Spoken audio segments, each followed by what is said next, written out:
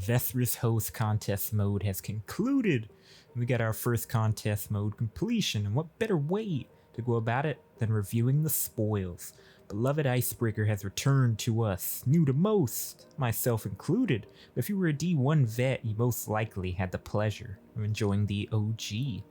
What I could find, D1 Icebreaker held up to 6 rounds, but the catch was every 7 seconds it loaded 1 round in the mag, and there were no reserves, so you relied on that ammo regeneration. Fast forward to present, D2 Icebreaker requires you to hit with Icebreaker as well as just general final blows with your other weapons or abilities to load more ammo in. Now that we've broken the ice, our trait reads as: defeating a target with this weapon will cause them to explode. Precision final blows or shattering a frozen target instead triggers an ignition. So you're definitely going to want to spec into more stasis. So you'll see us on Warlock here rocking Bleak Watcher. Allows us to satisfy those conditions very easily. Next, a no backpack, intrinsic. Final blows or assists with any other weapon or ability will have a chance to create ammo for Icebreaker. Defeating powerful combatants will create multiple rounds. As I see an example here, we actually get 1 loaded in from simply hitting the slowed/frozen target. Now on the final blow with our primary, we get 4 loaded in. So now we're back to 5. Pretty nice. Now the ammo loaded in by getting final blows with other weapons or abilities seem to be every first kill and every third kill. Now our catalyst reads as: landing a hit on a slowed or frozen target will have a chance to return the round to the magazine. So say you deal that final blow on a powerful combatant, you can load up to 5 back in, provided they're slowed or frozen. Now really quick, I want to touch on our artifacts. Going over generally the Icebreaker itself, I wanted to pair it up with one with Frost, so while Frost Armor is active, stasis weapons will gain increased reload and stability. Paired it with Killing Breeze, any rapid weapon final blows, you get a bonus to mobility. Wind Chill, rapid stasis weapon precision hits will grant you a stack of Frost Armor. Crystalline Converter, stasis shards gain stacks to the converter. Powered stasis melee will create stasis crystals, helps with shatter. I have Armor of Aramis, while Frost Armor is active, taking critical damage from combatants cause you to emit Freezing Burst, further speccing into that Icebreaker. And we have Hail the Storm, sharing any stasis crystal, release shards of ice that damage and slow targets. Now, going over the gameplay loop, as far as a solo Master Lost Sector goes, at this point in time, our Warlock's at 2007. The Master Lost Sector's up to 2040, so we're quite a bit power level below.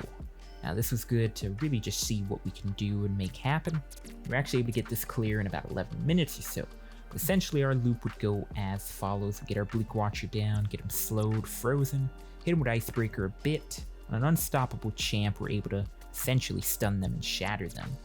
We then switch over to our top primary, which is on stasis, to play into those artifact mods. Stack those precisions off. Switch over to our bait and switch Cascade Point Grenade Launcher, which is also on stasis, to play into those artifact mods, get that reload speed as well, and we just dump on the champions. And that is the loop throughout the entirety of the Lost Sector, essentially.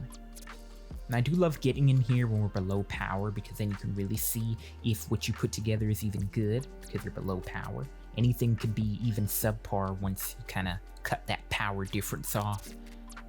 The results will vary as you increase your power going in these next couple of weeks. And then in about a month or so, I do want to do a follow-up kind of review to it as well, regarding if we actually get some sniper-orientated artifacts or something with ignitions or anything along those lines. Because honestly, with episode 1 Echoes, we had those sniper ignitions going on when you were landing. I believe it was precision hits, you were getting more sniper damage. All that would have been nice to be rocking with Icebreaker.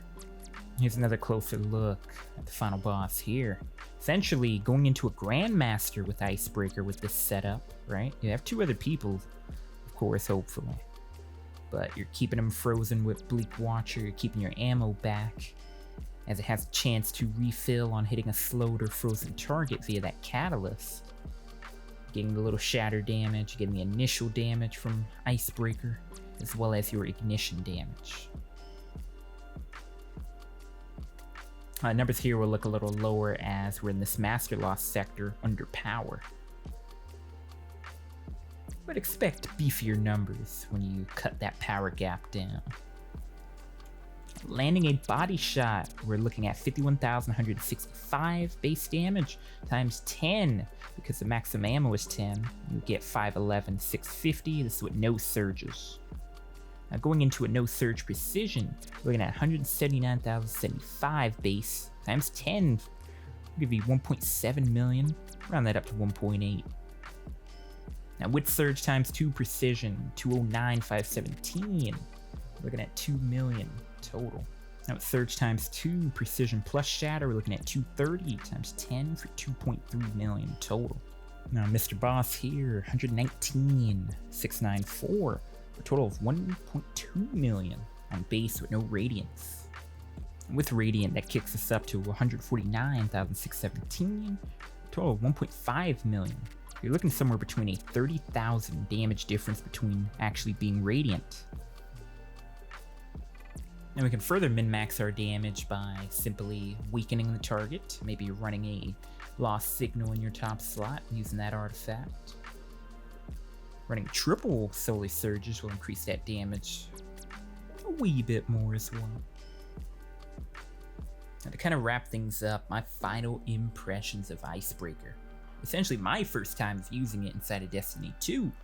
I'm rather enjoying it quite a bit. I think it's a nice change and shake up to the meta. Can't wait to take it into the Grandmaster Nightfalls in the next few weeks or so. But not a full complete impression yet. We have to wait for Act 2 artifact mods and Act 3 artifact mods, because they very much well could take this weapon through the roof, as well as all of our other weapons that we will be reviewing the rest of this episode. So do stay posted for more weapon reviews inside of Destiny 2. If you found anything helpful today and enjoyed this style of today's video, be sure to spank that like button and subscribe, ringing the bell. And remember to slay and conquer.